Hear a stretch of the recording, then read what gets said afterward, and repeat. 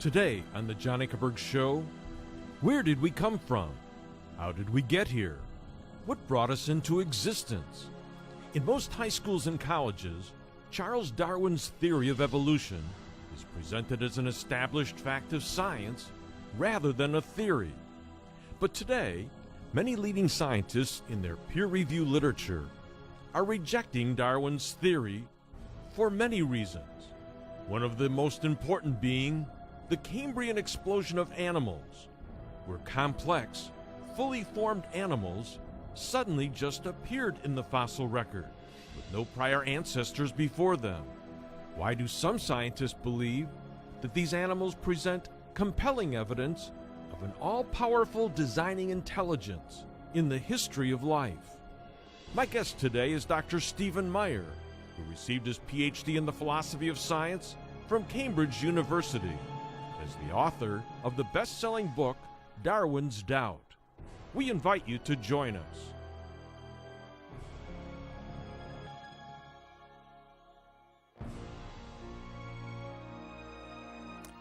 Welcome to our program. I'm John Ankerberg. Thanks for joining me. Our topic is, why are many scientists today rejecting the standard textbook theory of evolution known as neo-Darwinism? And where did the problems with the contemporary evolutionary theory begin? For the last few weeks, we've been looking at the theory of evolution and the scientific problems confronting it with scientist and philosopher Dr. Stephen Meyer. Dr. Meyer is a former geophysicist who received his PhD in the philosophy of science from Cambridge University. And he's written two best-selling books, Signature in the Cell and Darwin's Doubt. Dr. Meyer, we're glad that you're here. And today I want to begin with a clip from Illustromedia's beautiful documentary movie, Darwin's Dilemma, which will give you an idea of just how sudden the Cambrian explosion of animals on the Earth was. I want you to watch.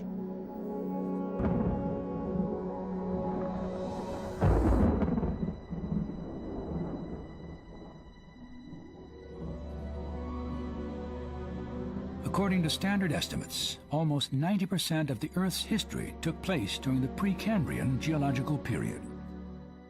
While our knowledge of the Precambrian is far from comprehensive, most textbook accounts include a similar chronology and chain of events.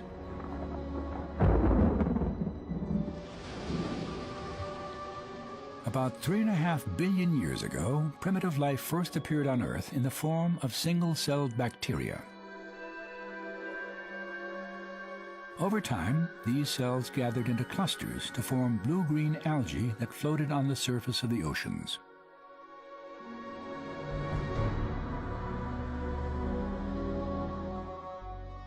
Life changed very little for more than 3 billion years. Then on the threshold of the Cambrian period, evidence of multicelled organisms first appears in the fossil record.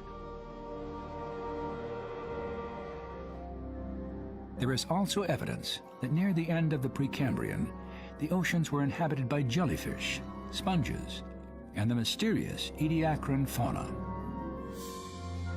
If you go to immediately before the Cambrian, then actually you find something extremely puzzling, because you get large organisms, large fossils, and these are called the Ediacaran assemblages, and they have been one of the great headaches for paleobiology and also for evolutionary biology. Why? Well, because basically some look like animals, but other ones don't look like animals at all. Some of them look like air mattresses, quilted air mattresses. Others look like a frond. They're not plants, but they kind of have that appearance. Whether the Ediacarans were actually animals or plants is still uncertain. But late in the Precambrian, they disappeared from the Earth. Then, long after their extinction, everything changed in a geological instant.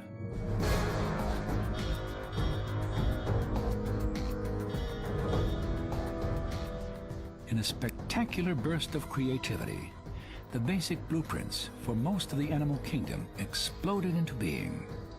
And for the first time, biologically complex structures like compound eyes, spinal cords, articulated limbs, and skeletons appeared on Earth. To understand the speed of the Cambrian explosion, imagine the history of life, compressed into a single day. If we imagine the whole history of life on Earth taking place in one 24-hour period, the current standard estimates for the origin of life put it at about 3.8 billion years ago, let's say 4 billion. So if we start the clock then, our 24-hour clock, 6 hours, nothing but these simple single-celled organisms appear, the same sort that we saw in the beginning. 12 hours, same thing. 18 hours, same thing. 3/4 of the day has passed, and all we have are these simple single-celled organisms. Then at about the 21st hour, in the space of about 2 minutes, boom, most of the major animal forms appear in the form that they currently have in the present. And many of them persist to the present, and we have them with us today. Less than 2 minutes out of a 24-hour period. That's how sudden the Cambrian explosion was. Since Darwin, excavations on every continent have revealed the magnitude of the explosion of life, an event that was clearly global in scope.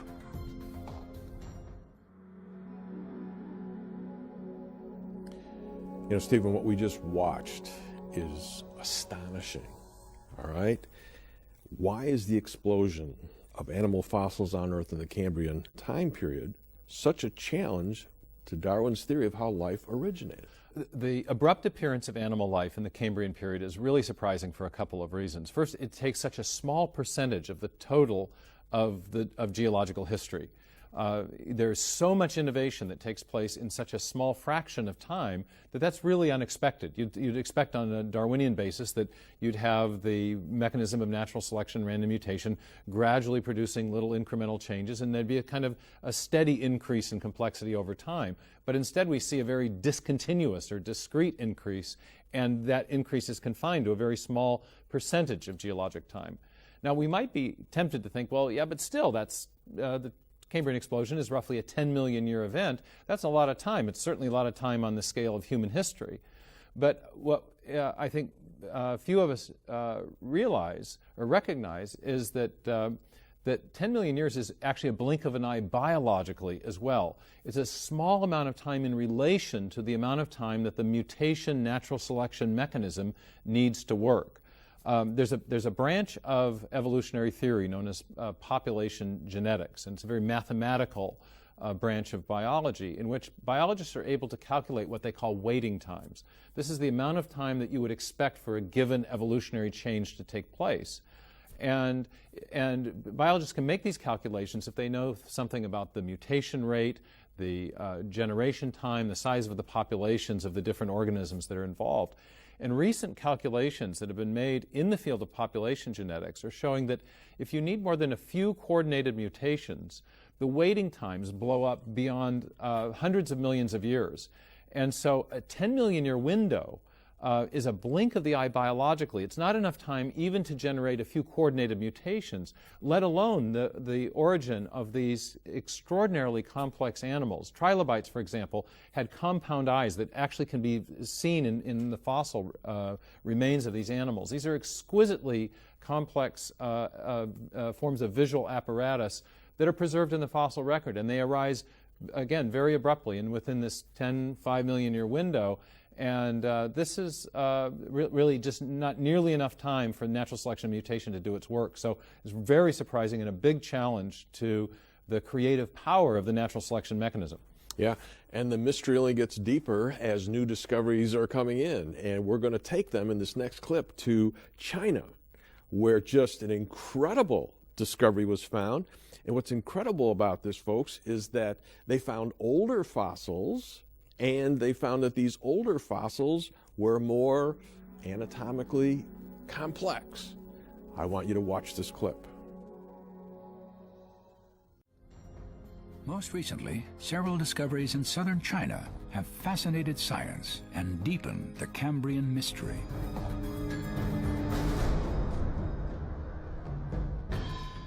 In 1984, one of the most important finds in the history of paleontology was made outside a small town in China's Yunnan province.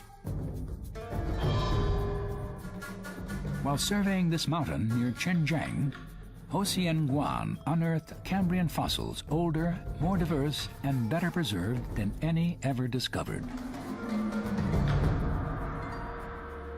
The condition of the Chenjiang fossils was so remarkable, Ho said, it appeared as if the animals were alive on the wet surface of the mudstone. The fossils they've collected, I mean, first of all, they're stunning. I mean, they're really beautiful to look at. They're brightly colored, stained with iron and probably other kinds of minerals, so they're kind of golden looking or kind of reddish, and they really stand out from the rather tan-colored background of the rocks, and they're just beautiful. So aesthetically, they're wonderful. Many of them are soft-bodied. No hard parts, no skeletons, no shells, just soft-bodied, and yet they're exquisitely preserved. So you can see the Cambrian explosion in greater detail than you can anywhere else in the world. In the early 1990s, reports of the Chinese fossils were released to the rest of the world. At the University of San Francisco, marine biologist Paul Chien followed the news.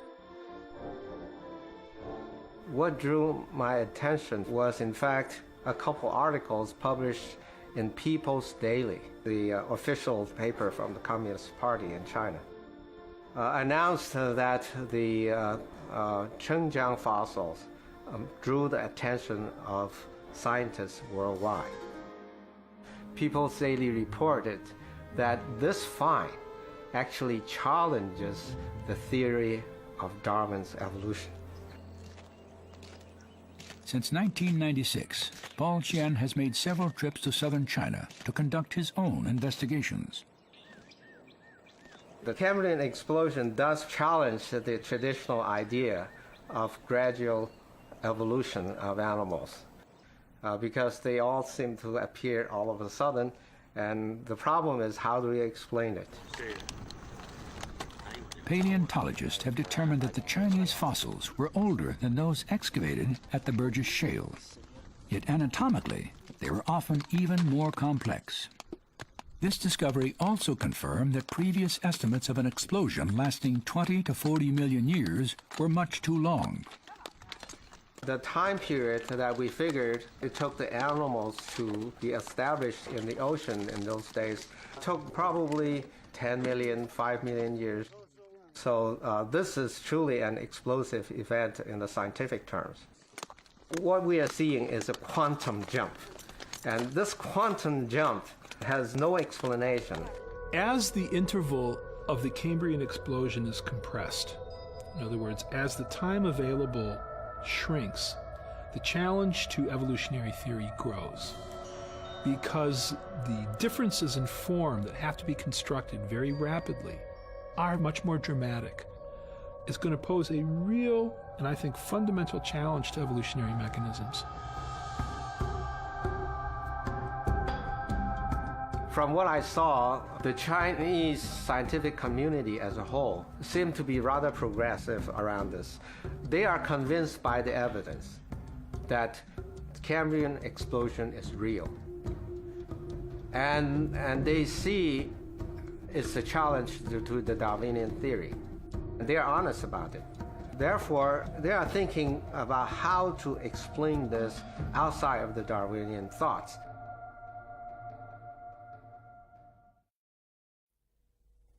Now, Dr. Meyer, this stuff is amazing, okay? And given how quickly these complex animals arose and the absence of prior ancestors, how have the neo-Darwinian paleontologists attempted to explain the missing Precambrian ancestral fossils? Well, as Dr. Chen alluded to, there are many paleontologists now who are acknowledging that the Cambrian explosion is a real event and that it does pose a challenge to the textbook theory of evolution that we all learn called neo-Darwinism.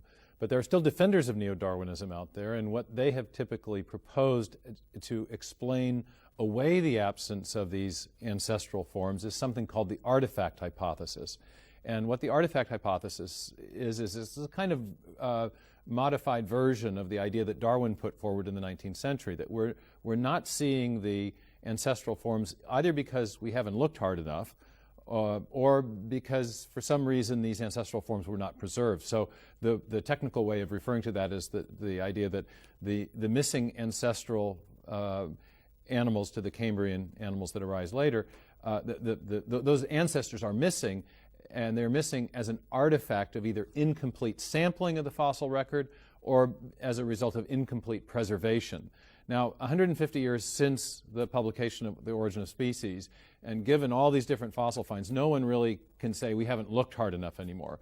So what people are now saying is that the fossils are missing because of incomplete preservation. And in particular, the idea that's put forward is that the missing ancestors weren't preserved because they were either too small or too soft to have been preserved. And that's the version of the artifact hypothesis that's still in currency. And yet there's been another discovery in China that has really challenged that idea. In fact, I think challenged it in a very fundamental way. Yeah, and that's what we're going to go to next in this next clip, folks. What fossil evidence refutes the artifact hypothesis that the reason the missing links, the prior ancestors of the Cambrian animals, have not been found is because they were too soft and too small to have been preserved? I want you to watch this next clip.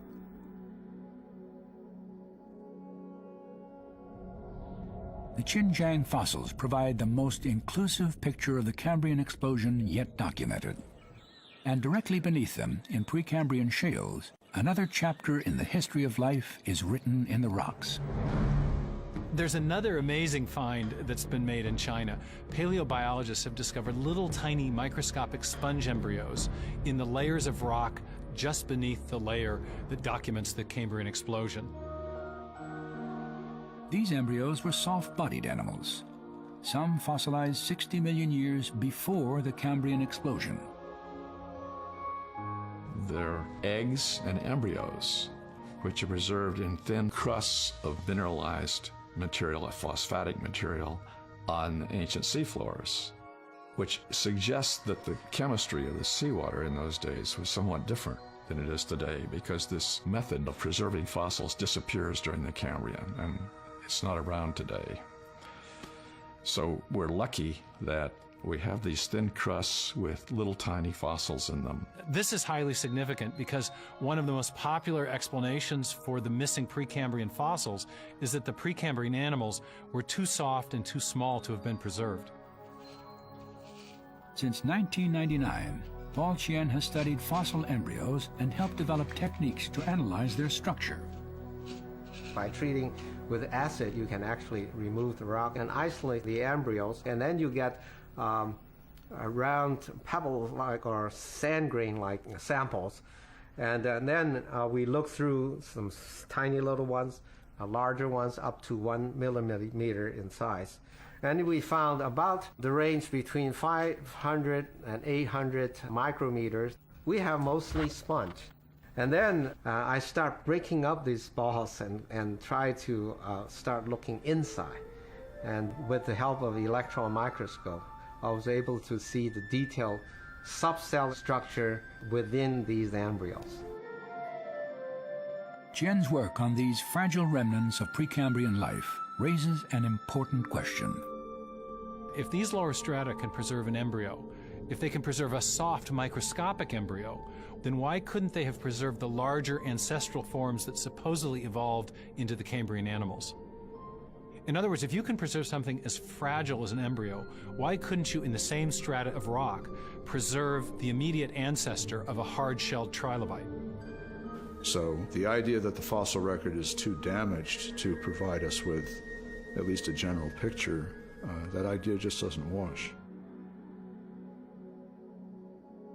Stephen, what we just saw is incredible, and I can remember when I was in school having professors tell me, yeah, the missing links are missing because they're soft-bodied, and the fact is there's no way to keep them in the fossil record.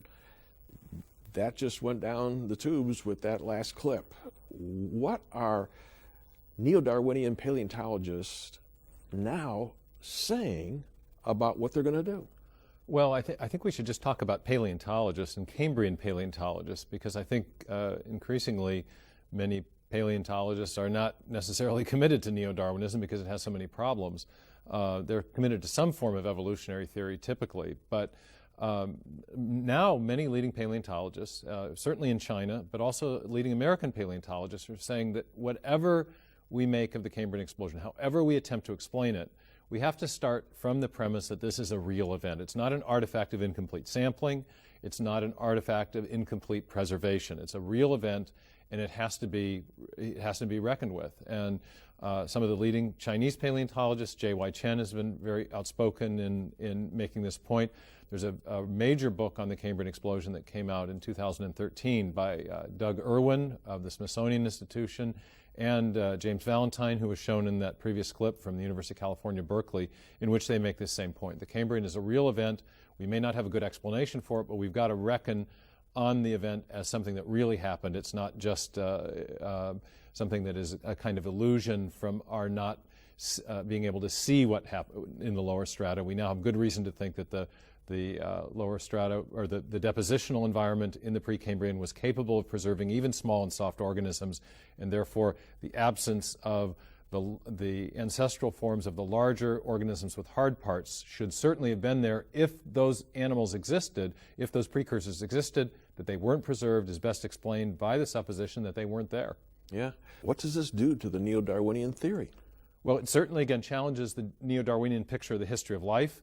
The first complex forms of animal life seem to arise very abruptly, and it also challenges the idea that the neo-Darwinian mechanism was the mechanism by which these complex forms of life arose, because that mechanism requires a vast amount of time, and it should have left behind a vast number of failed experiments, if you will. It's a trial and error mechanism where you get lots of different of variations arising, different mutational changes arising. So we ought to see the evidence of all those failed trials in the lower strata, and they're not there. So it raises questions both about the pattern, the picture of the history of life that Darwin proposed, but also it raises questions about whether the mechanism of natural selection and random mutation is really what was at work in producing these first complex forms of animal life. Yeah, set us up for next week, because we're going into what you really want to talk about, and that is the fact is we're getting to, in the fossil record, biologists are saying we now know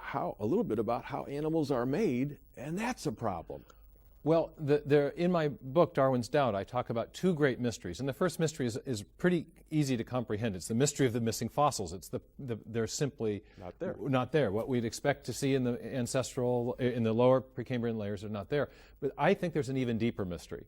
And that is the mystery that I call the engineering mystery. How do you build an animal? How would the evolutionary process build an animal, especially when you have such a compressed time scale? And that mystery has been made very much more acute by discoveries that have been made since Darwin's time, in particular discoveries in the field of molecular biology about the importance of information, digital codes stored in the DNA molecule, and the importance of that information to building animals. And as we've come to appreciate that building animals requires vast sections of digital information, essentially assembly instructions, the Cambrian explosion becomes an engineering problem. Where would all that information come from? How would it get built? Because we now know that you need that kind of information to build an animal. Yeah. Now, folks, we're just starting to unscramble that for you, and it's a deep mystery, and Stephen is one of the world's best in explaining that, and we're going to attempt to show you what is needed in terms of information, genetic information of how you build an animal, and then we're going to ask the question, where did all of this information come from? We're going to start that next week. I hope you'll join us. Stay tuned for scenes from next week's program. If you would like to have all of the information in our new series, The Mystery of the Missing Fossils, featuring Dr. Stephen Meyer, all 4 half-hour television programs are available on DVD for a gift of $49. You will see the astonishing evidence that has led scientists to conclude that fully developed, complex animals suddenly appeared on Earth during the Cambrian Age and had no prior ancestors, and why this fossil evidence goes directly against Charles Darwin's theory of evolution. Why an all-powerful, intelligent designer is a better scientific explanation than Darwinism for the sudden appearance of fully formed animals in the fossil record. The 4 important programs in this series are available on DVD for a gift of $49. Then our second series is entitled The Case for Intelligent Design. Charles Darwin admitted he did not know how the first cell came into existence. But today, molecular biologists have discovered that the human cell is not simple, but complex beyond belief. In the nucleus of each cell is the DNA molecule, which contains a storehouse of 3 billion characters of precise information in digital code. This digital code is crucial to the origin and function of all plants, animals, and humans. But where did this complex DNA code come from? And is an all-powerful intelligent designer a better scientific explanation than Darwinism for the genetic information found in the DNA molecule? The 4 television programs in this series are also available on DVD for a gift of $49. And then third, we are making available the documentary movie Darwin's Dilemma, which will transport you by state-of-the-art computer animation back in time to one of the great mysteries in the history of life, the geologically sudden appearance of dozens of major complex animal types in the fossil record, without any trace of the gradual transition steps. You will learn of the vast intelligence God used in meticulously creating and designing the first animals. This documentary movie is available on DVD for a gift of $30. And finally, if you wish to order all 3 of these items together, that is both television series plus the documentary movie Darwin's Dilemma, they are available together in a special package for only $100. And to order now, you may call 1-800-805-3030. That's 1-800-805-3030. Or you may order these programs now at our website at jashow.org. Next week on the John Ankerberg Show. That's been a kind of general concern that scientists have had about the creative power of the Darwinian mechanism. Can the Darwinian mechanism of natural selection and random mutation really generate new functional code? Because to build a new animal, you need new code. You need new DNA with digital information stored in those molecules.